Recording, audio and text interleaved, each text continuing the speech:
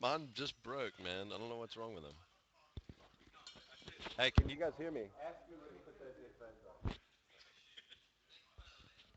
Can you guys? Can you guys hear me?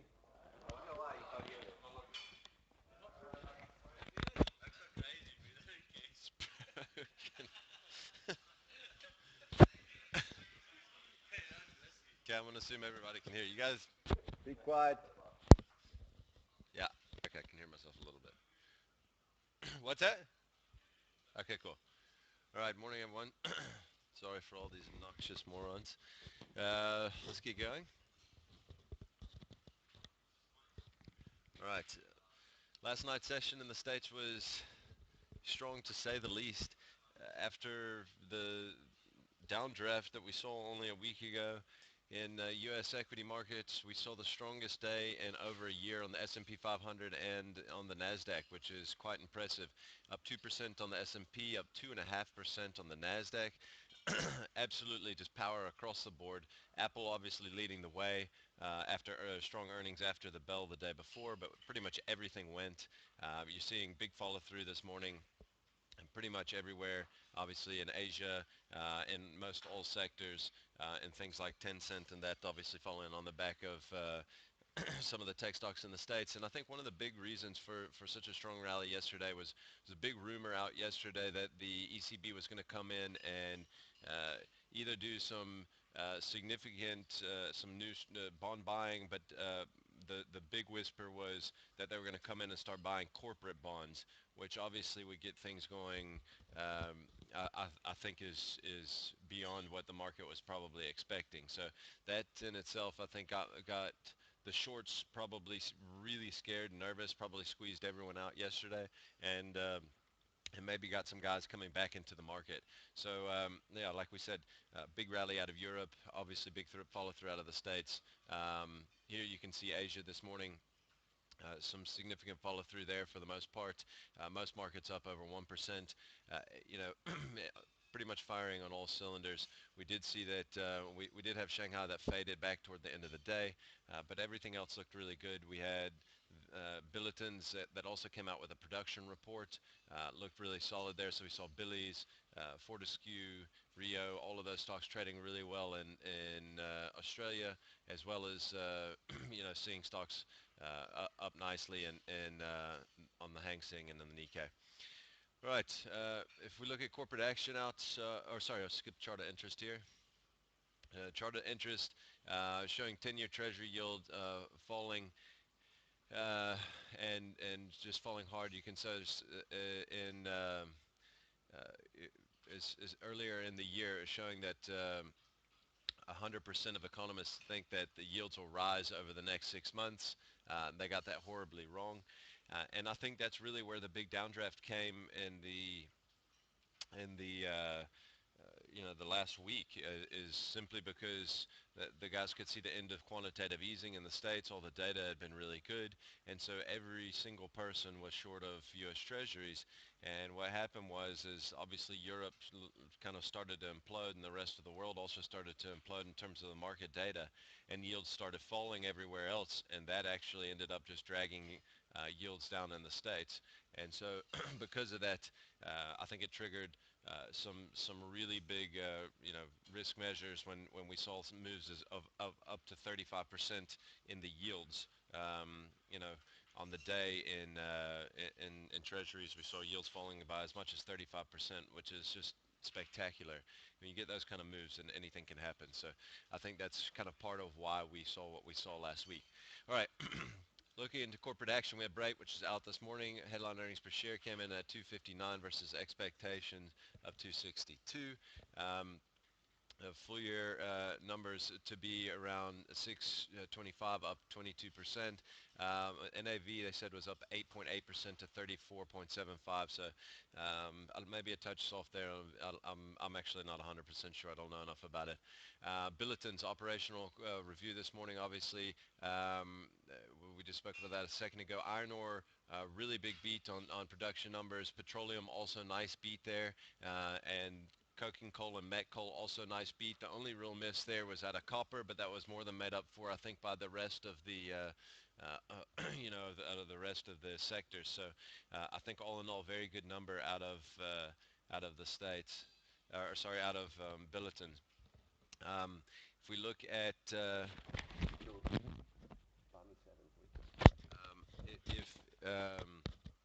if we have BTI out this morning also with its quarter three sales release. That revenue's up 2.4%. Expectation was actually for higher than that. Cigarette volumes are down 1%. The expectation was for just under 1%, so probably a little bit soft there. In the States today, we've got earnings out of U.S. Bancorp, we've got Boeing, and we've got AT&T. So getting further into the meat of U.S. earnings season, looking pretty solid there in terms of earnings at the moment. So, all right, we had Japanese trade balance numbers overnight, which is a touch softer. We had CPI numbers that come out here locally at 10. We've got the minutes of policy meeting from the BOE at 10:30. We've got mortgage apps in the States at 1. The South African midterm budget review at 2 o'clock here, and CPI in the States at 2:30. All right, let's get into the maps. There's a lot to look at today, and there's actually quite a common theme that if you really look at the charts. The first thing I'm going to look at here is the S&P 500. We'll just have a quick look here, because I think obviously that's kind of leading the way. The thing that I wanted to show is, wow, that's low.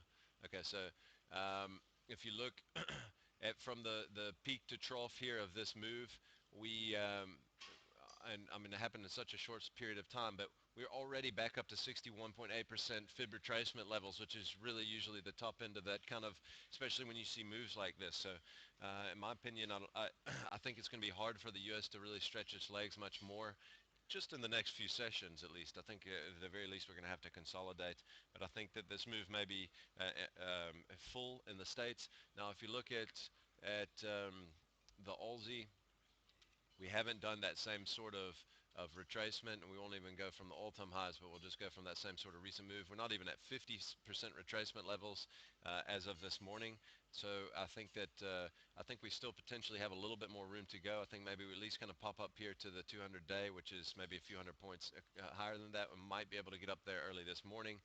If you look at the 30-minute here, I'll shorten this up a touch, and this is the chart that we keep seeing on our index as of this morning. A lot of these little inverse head and shoulders setups popping in to our market, and I'm just going to run through about 5 of those right now to show you the just exceptionally common theme. Standard Bank's a little bit different. Does look a little bit inverse head and shoulderish here, but this 130 level is absolutely massive. You can see how big that level is. If you look on a long-term chart, it also is a big level.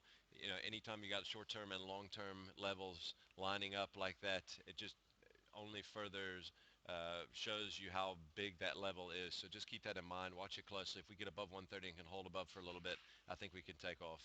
So watch Standard Bank around 130 today.